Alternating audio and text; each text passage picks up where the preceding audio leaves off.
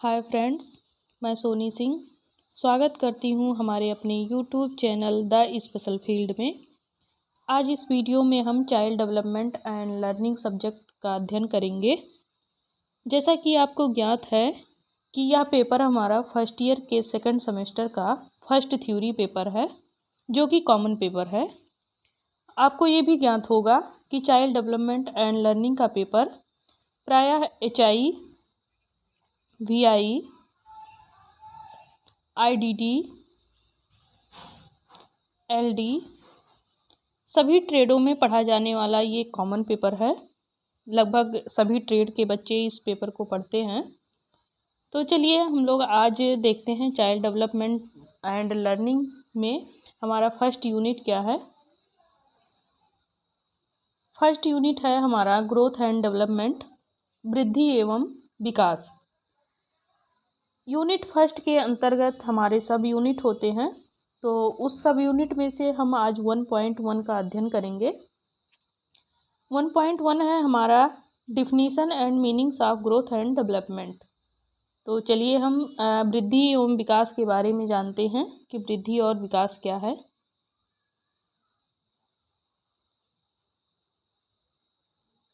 ये हमारा unit first है ग्रोथ एंड डेवलपमेंट, और सब यूनिट है हमारा 1.1 definition and meaning of growth and development, जैसा कि आप स्क्रीन पर देख रहे हैं।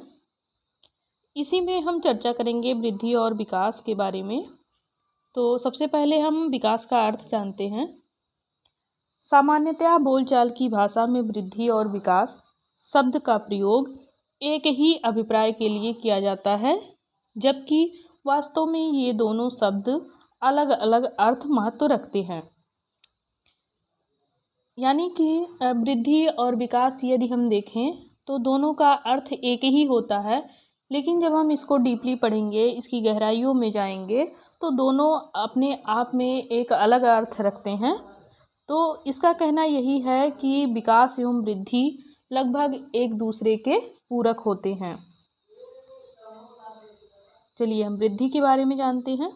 वृद्धि का अर्थ होता है बढ़ना या फैलना। अतः प्राणी के आंतरिक और बाह्य अंगों का बढ़ना वृद्धि कहलाता है। जब बच्चा जन्म लेता है या कह लीजिए गर्भाशय में होता है, तब उसमें वृद्धि होती है, धीरे धीरे उसका विकास होता है। यानी कि वृद्धि और विकास दोनों एक साथ साथ चलते हैं और एक दूसरे के पूरक होते हैं। और वृद्धि जो होता है ये आंतरिक और बाह्य दोनों में हमें स्पष्ट रूप से दिखाई देता है, या कह लीजिए हमें प्रत्यक्ष रूप से दिखाई देता है। वृद्धि शारीरिक संरचना और शारीरिक परिवर्तनों की ओर संकेत करती है। किसी भी प्राणी में विकास पहले और वृद्धि बाद में होती है। वृद्धि बाद में होती है। इसका अर्थ ये हुआ कि जब बच्चा माँ के गर्भ में पल रहा होता है, तो सबसे पहले विकास उसमें स्टार्ट होता है, बाद में वृद्धि स्टार्ट होती है। और वृद्धि की जो प्रक्रिया होती है ये लगभग 2 सप्ताह के बाद प्रारंभ होती है, जैसा कि आप देख रहे हैं वीडियो में। और 20 वर्ष के आयु के आसपास जाकर ये समाप्त हो जाती है। वृद्धि में होने वाले परिवर्तन केवल शारीरिक व संरचनात्मक ही होते हैं। ये कह लीजिए कि वृद्धि एक निश्चित समय सीमा तक होती है, न कि ये जीवन पर्यंत चलती रहती है। जबकि जो हमारा विकास होता है ये जीवन पर्यंत चलता रहता है। वृद्धि एक निश्चित समय सीमा तक इसलिए चलती है क्योंकि हमारा जो शारीरिक डेवलपमेंट होता है वो हमारे किशोरावस्था में लगभग संपूर्ण हो जाता है। तो उसके बाद हमारी वृद्धि बंद हो जाती है, फिर हमारा विकास स्टार्ट होता है, विकास शुरू हो जाता है। वृद्धि में होने वाले परिवर्तन केवल शारीरिक व रचनात्मक ही होते हैं। इसका अर्थ ये है कि जो वृद्धि होती है वो शारीरिक रूप से होती है, प्रत्येक अंगों में होती है, और इसे हम प्रत्यक्ष रूप से देख सकते हैं। वृद्धि केवल परिपक्वता तक ही होती है। जैसा कि मैंने आप लोगों को बताया कि वृद्धि जो होती है वो किशोरावस्था तक आते आते आपके संपूर्ण वृद्धि शरीर में हो चुका होता है, इसलिए ये फिर अपने समाप्ति समय सीमा पे होती है और एक समय ऐसा आता है कि वृद्धि निश्चित समय सीमा पे जाके रुक जाती है और हमारा विकास स्टार्ट हो जाता है और विकास जीवन पर्यंत चलता रहता है। चलिए अब हम विकास के बारे में देखते हैं। विकास यानी कि डेवलपमेंट। विकास एक सार्वभौमिक प्रक्रिया होती है जो जन्म से लेकर जीवन पर्यंत तक अविराम गति से चलती रहती है। मतलब इसका ये एक लाइन में अगर हम कहें तो विकास जीवन पर्यंत चलता रहता है और विकास की प्रक्रिया कभी भी समाप्त नहीं होती है और ये अविराम होती है, अर्थात कभी भी विकास रुकता नहीं है, विकास जीवन पर्यंत चलता रहता है। विकास केवल शारीरिक वृद्धि की ओर ही संकेत नहीं करता है, वरन इसके अंतर्गत सभी शारीरिक, मानसिक, सामाजिक और संवेगात्मक परिवर्तन सम्मिलित होते हैं। अर्थात ये कह लीजिए कि विकास जो हमारा होता है शारीरिक पक्ष में ही ना होकर बल्कि ये मानसिक पक्ष को भी साथ में लेके चलता है, साथ ही साथ इसके संवेगात्मक विकास भी होता है और इसमें सामाजिक परिवर्तन भी बहुत सारे देखने को मिलते हैं। जैसे मान लीजिए कोई एक बालक है तो उस बालक में जन्म से लेकर उसके मृत्यु तक उसमें केवल शारीरिक परिवर्तन नहीं होता है, उसमें मस्तिष्क में भी परिवर्तन होता है और उसमें नैतिक की भी भावना आती है। फिर उसमें संवेगात्मक कुछ परिवर्तन आते हैं, समाज के प्रति उसे कैसे कार्य करने हैं, समाज की कुछ रीत रिवाज हैं, उन सब के बारे में वो हम जानकारी जो उस बच्चे को देते हैं तो कहीं ना कहीं उसे समाज के प्रति जानकारी देकर हम उसे समाज के प्रति हो रहे कार्यों में उसका एक मानसिक विकास करते हैं। और जब मानसिक विकास करते हैं तो वहीं पे उसका मानसिक विकास भी होता है, सामाजिक विकास भी होता है और संवेगात्मक विकास भी होता है। और ये सभी पहलू हमारे एक बच्चे के विकास में अपनी अहम भूमिका निभाते हैं, जो गर्भकाल से लेकर मृत्यु पर्यंत तक निरंतर प्राणी में प्रकट होते रहते हैं। अतः प्राणी के भीतर विभिन्न प्रकार के शारीरिक व मानसिक कृत्रिम परिवर्तनों की उत्पत्ति ही विकास है। जैसे कि एक बच्चे में हम मान लीजिए कोई बच्चा है, उस बच्चे में हम किस प्रकार से सारी चीज़ों को डेवलप कर रहे हैं, इस चीज़ को देखा जाता है। मान लीजिए ये हमारा एक बच्चा है, इस बच्चे में हम उसकी मानसिक प्रक्रिया को भी देखते हैं, साथ ही उसमें संवेगात्मक प्रक्रिया भी देखते हैं और उसमें समाज के प्रति कैसे रीत रिवाज हैं और उसमें किस प्रकार की अन्य क्रियाओं के माध्यम से उसका डेवलप कर सकते हैं। तो लगभग ये सारे पहलू उसमें अहम भूमिका निभा रहे होते हैं। तो ये कह लीजिए कि उसमें शारीरिक व मानसिक व कृत्रिम परिवर्तन करके हम उसका उचित विकास करते हैं। आगे हम डिफिनीशन देखते हैं। सबसे पहले है हमारा हरलाक महोदय के अनुसार। हरलाक महोदय ने क्या कहा है? हरलाक ने विकास को परिभाषित करते हुए कहा है कि विकास केवल अभिवृद्धि तक ही सीमित नहीं होती है, वरन एक व्यवस्थित तथा समानुगत परिवर्तन है। इनका कहने का मतलब ये है कि हरलाक महोदय ने विकास को परिभाषित करते हुए ये कहा है कि विकास केवल अभिवृद्धि तक ही नहीं सीमित होती है, मतलब उसमें वृद्धि ही केवल नहीं होती है, बल्कि उसमें ये कह लीजिए व्यवस्थित ढंग से सामाजिक के प्रति, नैतिकता के प्रति और उसमें हो रहे अन्य परिवर्तन के प्रति एक अलग सा विकास करना होता है, जिससे बालक अपने समाज में भी अच्छे से सरवाइव कर सके और वो उसका लक्ष्य ऐसा निर्धारण हो जिससे वो प्रौढ़ावस्था तक पहुँचते पहुँचते उस लक्ष्य को भी अपने हासिल कर ले और परिवर्तनों का प्रगतिशील क्रम उसमें निहित रहे, जिसके परिणाम स्वरूप व्यक्ति में नवीन विशेषताएं व योग्यताएं प्रकट होती रहती हैं। इनके कहने का मतलब ये है कि यदि बच्चा है और उसमें लगातार परिवर्तन हो रहे हैं तो वो धीरे धीरे प्रगति के रास्ते पे जाएगा, और जब प्रगति के रास्ते पे जाएगा तो बहुत सारी योग्यताएं अपने साथ लेकर वो आगे बढ़ेगा, और जो योग्यताएं लेकर वो आगे बढ़ेगा, डेवलप करेगा, तो उसी को हम क्या कहते हैं, विकास कहते हैं। ये हमारा जो परिभाषा था वो हरलाख महोदय के अनुसार था। अब हम जेम्स ड्रेवर के अनुसार देखेंगे।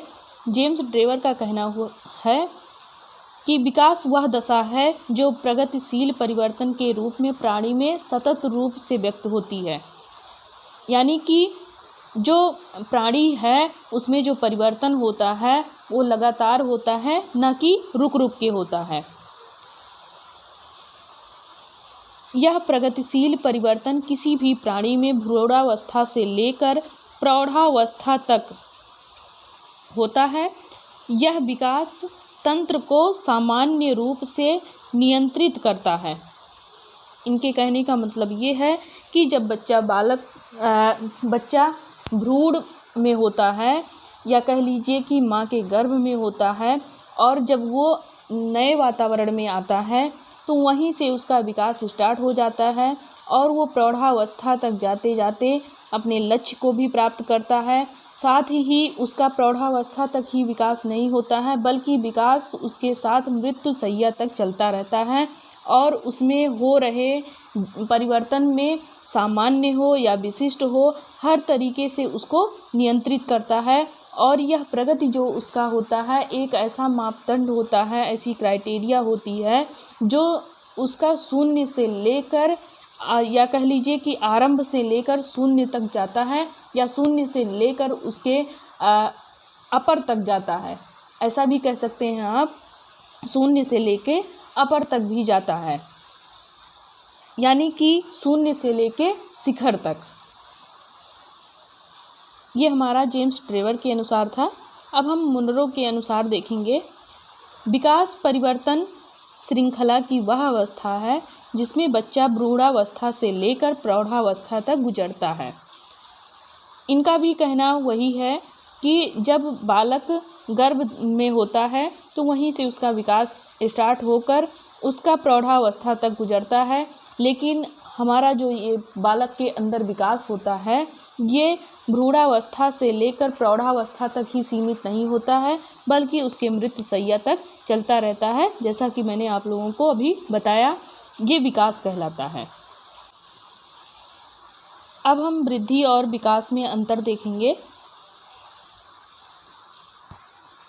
वृद्धि केवल शारीरिक पक्ष को ही दर्शाता है, जबकि विकास जो होता है मानव व्यक्तित्व के संपूर्ण परिवर्तन को दर्शाता है। अर्थात केवल उसके शारीरिक पक्ष को न दर्शाकर उसमें हो रहे सभी परिवर्तनों पर विकास निहित होता है। दूसरा है, वृद्धि मात्रात्मक व संख्यात्मक होती है। जैसे कि हम वृद्धि को माप भी सकते हैं, और जब हम मापते हैं तो उसमें से कुछ ना कुछ संख्या हमें मिलती है, तो हम कह सकते हैं कि वृद्धि मात्रात्मक व संख्यात्मक दोनों होती है, और वृद्धि को मापा तौला जा सकता है। जैसे मान लीजिए कोई बालक है, यदि वो अपना वजन तौलता है तो जब वो वजन तौलता है तो वो कहीं ना कहीं मात्रात्मक हुआ कि वो बच्चा कितने किलो का है। साथ ही जब हम ये पूछेंगे कि कितने किलो का है तो एक संख्या प्राप्त होगी। इसीलिए वृद्धि मात्रात्मक के साथ में संख्यात्मक दोनों होती है, जबकि विकास संख्यात्मक व गुणात्मक होता है। मान लीजिए कोई बालक है, यदि वो विकास कर रहा है तो उसने आज कितना विकास किया, कल कितना विकास किया, ये दोनों चीज़ें उसके संख्या पे निर्भर होती हैं, बल्कि वो संख्या आपके लगातार ना होके कह लीजिए कि एक सीरियल वाइज सीक्वेंस ना होकर उसमें गुणात्मक परिवर्तन होता है। जैसे उदाहरण स्वरूप मान लीजिए कोई मनुष्य है, यदि अपने जीवन में उद्योग से वो रिलेट करता है कोई बिजनेस कर रहा है तो आज उसने जितना मुनाफा कमाया कल उसका 2 गुना भी कमा सकता है, परसों उसका 3 गुना भी कर सकता है। तो जैसे आज उसने मुनाफा कमाया तो उसने कितना कमाया, तो वो एक संख्या निकल के आया। कल उसने कितना कमाया तो हो सकता है उससे भी ज़्यादा कमाया हो, तो वो भी एक संख्या निकल के आएगी। तो मान लीजिए आज उसने जितना कमाया कल उसका 2 गुना 3 गुना कमा रहा है, तो वो हमारा गुणात्मक परिवर्तन होगा।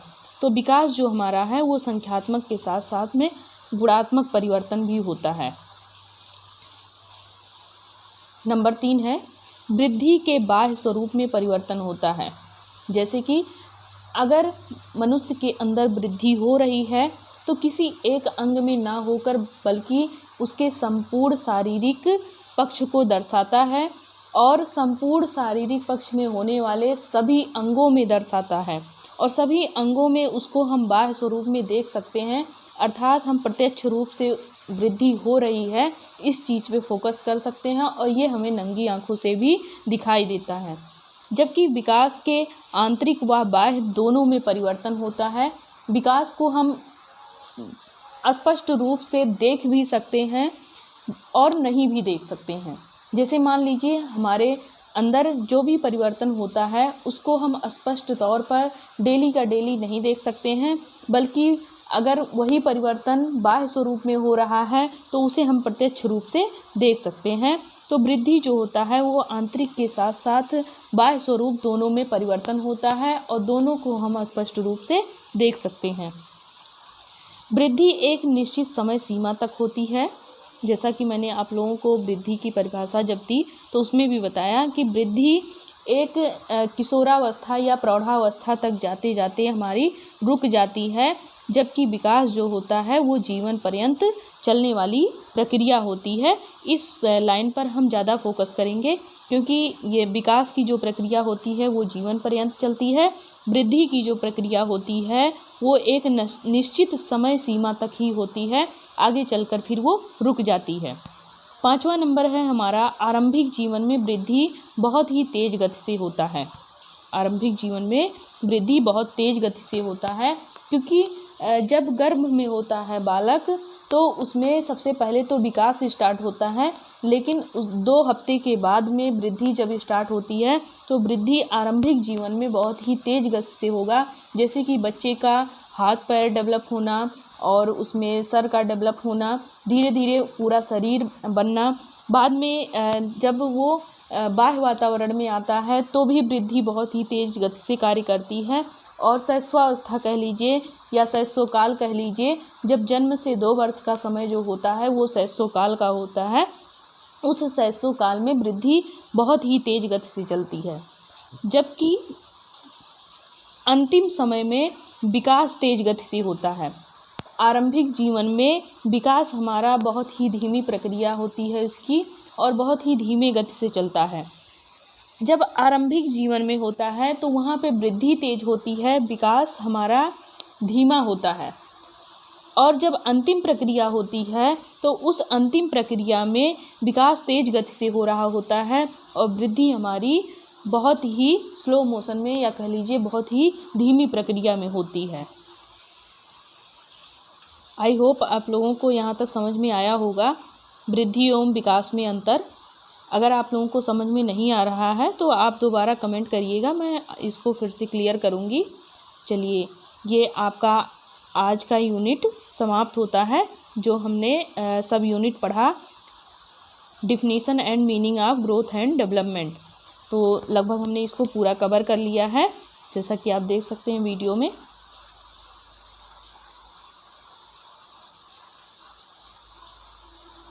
यदि आप लोगों को इसमें कुछ भी समझ में नहीं आ रहा हो तो आप लोग कमेंट बॉक्स में ज़रूर लिखिए, मैं इसको दोबारा से आप लोगों को पढ़ाने का कोशिश करूँगी और उसको अच्छे से समझाऊँगी आप लोगों को।